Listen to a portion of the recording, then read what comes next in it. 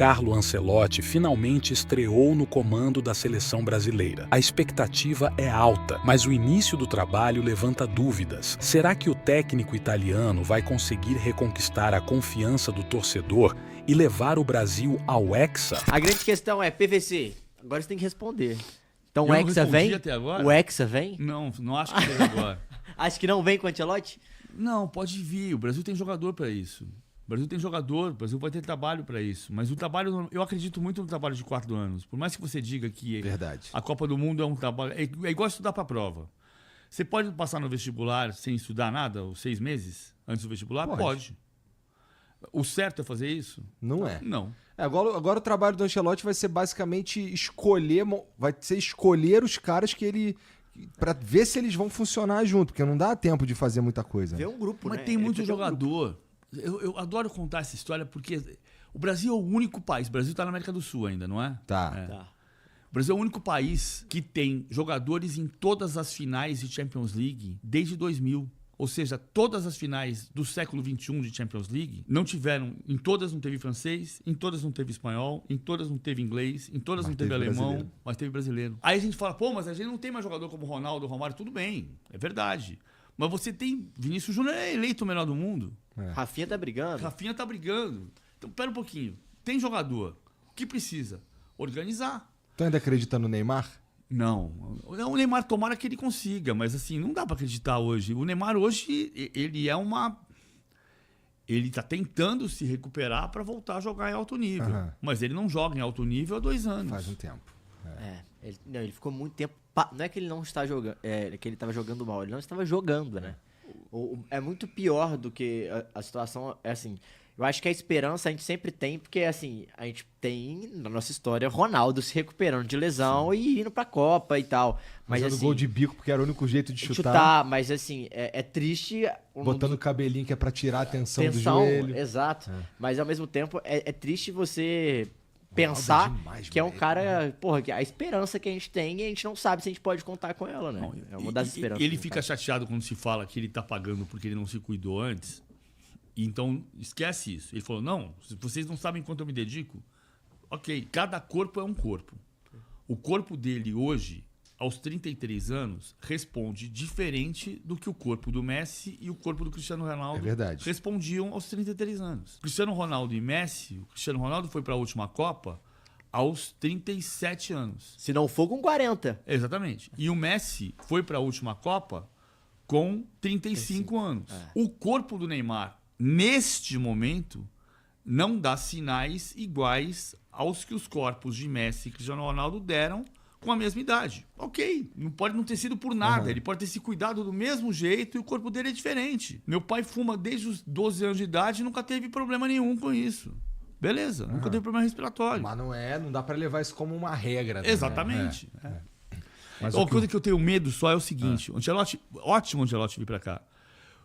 A história do Gregório Manhano tem que servir de lição pro Brasil, pro futebol. Qual que é a história do Gregório Manhano? O Brasil achava que tinha um monte de jogador importante na NBA, né? Thiago Splitter, Anderson Varejão, Leandrinho, que tinha talento pra cacete e que não conseguia ter alguém que organizasse esse talento.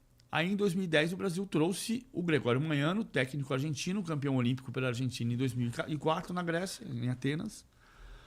E o projeto era devolver o Brasil para a Olimpíada e jogar a Olimpíada do Rio. Como uma parte do projeto, ele cumpriu. O Brasil voltou à Olimpíada em Londres, 2012. No Rio, 2016, o Brasil ganhou um jogo contra a Espanha. 15 anos depois do Manhano passar por aqui, qual é o principal jogador da Seleção Brasileira de Basquete Masculino? O Raulzinho, Quem sei é lá. o técnico da Seleção Brasileira de Basquete Masculino? O que aconteceu com o basquete masculino do Brasil? Nada. Então, o técnico, ele é uma peça. A gente precisa de um projeto. Verdade. Isso é muito louco, porque o que eu ia falar do Ancelotti é porque, assim, você acha, isso é uma curiosidade, não é só uma curiosidade, mas eu acho que eu queria ouvir sua opinião sobre isso. Você acha que o Ancelotti era o melhor nome pro Brasil hoje, ou você não aportaria? A opinião sua, PVC, assim. Eu acho que daqui a um tempo, Matheus, a gente vai começar a discutir por que ele é um técnico italiano logo retranqueiro. Tá, Porque a gente vive de carimbo. sim. O Ancelotti é um técnico camaleônico. Sim, adaptável. Ele foi o técnico que fez o melhor ataque da história do futebol inglês em 2010 com o Chelsea. O Chelsea fez 103 gols. Depois o Guardiola bateu isso em 2018. Ele foi um técnico que teve times de muito equilíbrio e muita capacidade de mudar. Quando ele perdeu o Shevchenko, ele montou o time do Milan campeão da Champions com o Seedorf, Kaká e Inzaghi de atacante solto.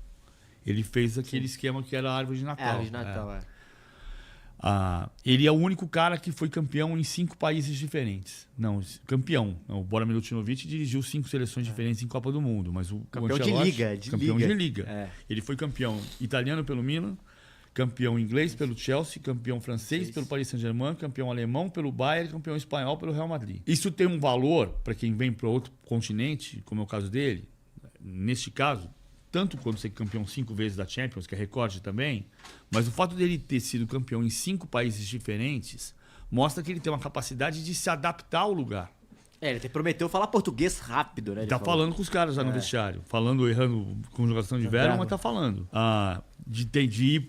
Eu fico ouvindo assim, ele foi pra Itaquera ver o Corinthians e Vitória porque ele foi pra ver o Hugo Souza. Não, cara, ele foi ver onde ele tá.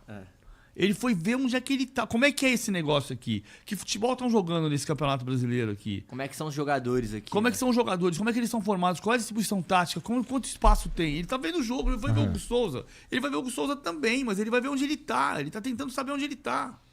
Ele vai pro Corcovado pra passear e ver o Rio de Janeiro, que é lindo. Mas ele vai pra saber como é que é a população, quem é que tá ali, quem é que tá visitando, se é turista, não é? Como é que é esse lugar? É por isso que ele ganhou em 5 países. Então tudo isso é muito positivo. Total. Agora, isso tudo é um pedaço de uma história que precisa ser muito mais bem construída. A gente não traz, senão a gente contrata Jesus Cristo, cara. A gente vai ter alguma oportunidade de ver o Ancelotti treinando a seleção pra jogar na altitude? Vai ter La Paz. Esse jogo, a gente passou o tempo inteiro assim, vai ter que jogar em Quito, mas eu joguei em Guayaquil, que é nível do mar. Ele estreia em Guayaquil. Tá. Quinta-feira agora, então, 8 da noite. Queria ver ele jogando na altitude. Seria uma primeira. E é uma parada interessante, é que ia ser muito maneiro se o Ancelotti ganhasse, porque, se eu não me engano, nunca um treinador estrangeiro foi campeão com uma seleção. Não, né? bateu na trave, literalmente, porque a Holanda de 78, que a última bola do jogo, o Rezenbrink chuta na trave, o técnico da Holanda era austríaco, era o Ernst Happel. Mas nunca um técnico estrangeiro ganhou a Copa do Mundo por um... Então olha só o roteiro. A Eurocopa já ganhou. O Otto Rehhagel, o alemão, ganhou pela Grécia. Olha o roteiro. Nossa, também estamos vivendo um paralelo de 2004 esse ano, né, PVC? Temos que falar disso também depois. Como Caldas. assim? Porque 2004 foi o ano dos Once Caldas. azarados. Porto, Once Caldas, Grécia, campeão da Euro. Só times bizarros foram ganhando. Bizarros assim, né? Só times não tão tradicionais foram ganhando competições e você falava, o quê? Como assim? E esse ano aconteceu muito isso. Porque, por exemplo, o Tottenham não ganhava há muito tempo. Desde 2008 não ganhava. O Bolonha... Da Liga, o Bolonha não ganhava desde 54 anos. O Crystal Palace nunca tinha vencido, ganhou. O Newcastle não ganhava há não sei quantos Teve anos. um campeão brasileiro do ano passado também, que não ganhava O Botafogo. E é a mesma temporada, né? Porque a temporada europeia terminou agora. O Botafogo não ganhar as duas. Inclusive tava lá, passei raiva, mas tudo bem. Então, por isso que a galera fica brincando que estamos em 2004 novamente. Assim. Entendi. O paralelo. Mas fala o que você ia falar de perguntar. Não, eu ia falar que, agora a gente tem um roteiro desenhado. Tem um Ancelotti pra quebrar essa escrita aí, da gente ser campeão, ser ex. A gente tem que ser campeão, tem que ser ex. Tem que acreditar, PVC, porra. E outra, com uma puta atuação de um Neymar recuperado. Ia ser demais. Tipo o Ronaldo Fenômeno. Ia ser demais. Porra, já pensou? Porque assim, eu queria muito que o Neymar conseguisse alcançar de novo o seu auge, ou chegar perto ali, porque eu vi, acho que o Ronaldinho Gaúcho falando que, porra, o Neymar vi uma galera falando, tenho visto alguns vídeos do Neymar no seu auge também, e é mágico, cara. Eu queria muito que acontecesse, de verdade, assim, como apreciador do futebol, sabe qual é? Porque tem a galera que, porra, desce o pau no Neymar, o Neymar já era, que não sei o quê, mas eu queria muito que ele voltasse a jogar no nível que ele jogava. Cara, e é uma geração esperando por isso. Bom, mas tamo aí, né? Vamos lá. Não, mas eu falo uma geração porque tem a nossa geração, eu ainda vi Ronaldinho. Cara, a galera que é fã do Neymar não viu ninguém desses antes. A maioria, fã é tipo assim, a gente é fã, mas eu falo assim, tem o que não presenciou o que é isso.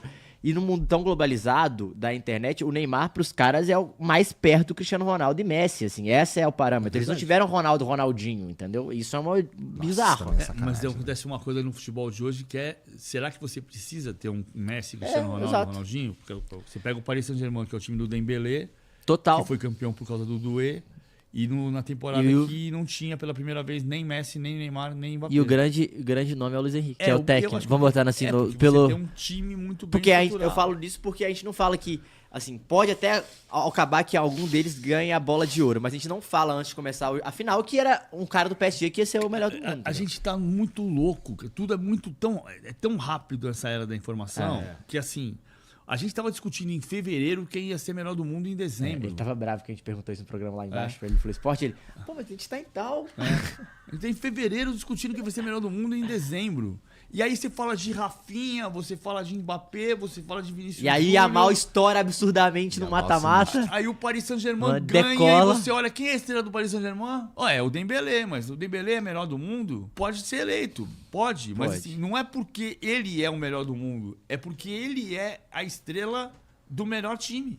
E o que tem de tão especial no PSG, então, pra eles conseguirem fazer o que estão fazendo, cara? Estão jogando simples, que nem o Cruyff gostava de falar?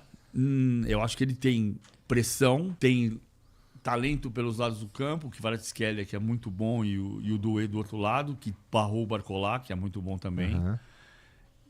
Tem a capacidade de saber o horário de subir, pressionar e a hora de atrasar e marcar no bloco médio. Um time muito bem posicionado, como era o Barcelona do Luiz Henrique em 2015. Isso é um mérito conjunto do time, do treinador, de todo mundo? Como é que é? Da equipe. É. Como eu falei do projeto, que a gente precisa ter um projeto. O Paris Saint-Germain tem hoje um projeto o Luiz Henrique ter dito que o time ia ficar melhor quando perdesse o Mbappé e ter sido campeão quando perde o Mbappé é muito simbólico. É muito. É muito simbólico. Não, e a galera fica brincando que é a primeira vez na história que o PSG pegou a chave e deu pro treinador, né? Porque sempre os caras pegavam, jogar esse cara aqui você monta. E aí foi ao contrário, e foi uma resposta muito grande, porque tem vários vídeos do Luiz Henrique falando com o Mbappé, mostrando, ele falou, cara, você precisa correr pra marcar aqui, porque se você correr, os caras vão correr pra você, e tipo, brigando com ele por isso. E nesse time, se não me engano, acho que o Dembélé já falou isso, mas outros jogadores já falaram, é que tipo, cara, se você olhar o PSG marcando, é todo mundo junto marcando, pô. É um tipo, time solidário. todo mundo, É um bagulho muito de grupo, assim. E você falou disso, e saiu ontem, eu tava lendo, eu gosto muito de NBA, eu tava acompanhando a NBA, e esse ano, a final da NBA é Indiana Pacers e Oklahoma City Thunder, e nenhum dos dois já venceu. Nenhum dos dois ganhou a NBA. E... É igual a Grécia. Exatamente, mais um fator. Tá aí, ó. E se você entrar no estilo do time, é um time muito mais coletivo e defensivo. Os times que marcam muito bem e tem mais do que 5 jogadores bons. Tem, tipo, 3, 4 que entram no banco e ajudam muito. E começaram a levantar a pergunta, será que a nova NBA, porque teve a NBA da dupla, do trio, e agora virou do conjunto de todos. O Ted Dexter, o Ted... O da teoria dos triângulos, do Phil Jackson. Phil Jackson, Não, o Phil Jackson era o técnico mas acho que é Dexter mesmo. É, Ted Dexter. Não, aí eu errei o nome. Que era o cara que criou a teoria dos triângulos. A teoria dos triângulos é tipo, sempre tem que ter 2 jogadores quando você tá com a bola, sempre tem 2 jogadores perto de você. Que é Guardiola. Que é volta pro futebol, exato, isso que eu ia falar. Que eles pegam da basquete também, dá uma importada.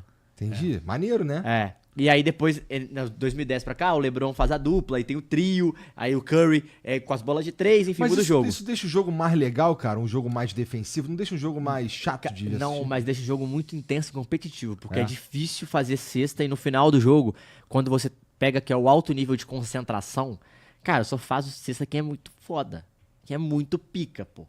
E tipo, por exemplo, o Indiana Pacers, o principal jogador do Indiana Pacers se chama Tyrese Haliburton. E ele foi eleito... Tex Winter. Ele foi eleito pelos jogadores da NBA esse ano, uma pesquisa do The Athletic, que ele era o jogador mais superestimado. Oxe. E ele chegou à final no ano que os caras elegeram ele. Cara. Tex Winter era o cara que inventou pro Phil Jackson a teoria dos triângulos, que é quando o Phil Jackson chama o Michael Jordan e fala, você vai marcar menos pontos e nós vamos ganhar mais jogos. Tá. Que no fundo É isso, é o coletivo. Você não Porque tem... não é tênis, né? Não é um jogador. Não é tênis. Exatamente isso. Não é tênis. O jogo tá cada vez mais coletivo. Valeu por assistir até o final. Não se esqueça de deixar seu like, se inscrever e comentar o que achou. Nos vemos no próximo vídeo.